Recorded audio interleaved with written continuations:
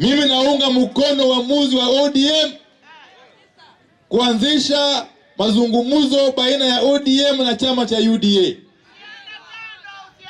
Na vile vile namshukuru Mheshimiwa Rais Ruto na timu yake ya UDA kwa kukubali kuandaa mazungumzo baina ya ODM na UDA.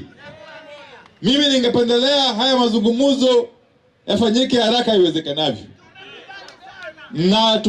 na tufikie uamuzi au pre-election coalition agreement, ili wakati wa kura ujao, wakati wa kura itakapofika, wanachama wa ODM na wanachama wa UDA waende kwa uchaguzi wakiwa kitu kimoja.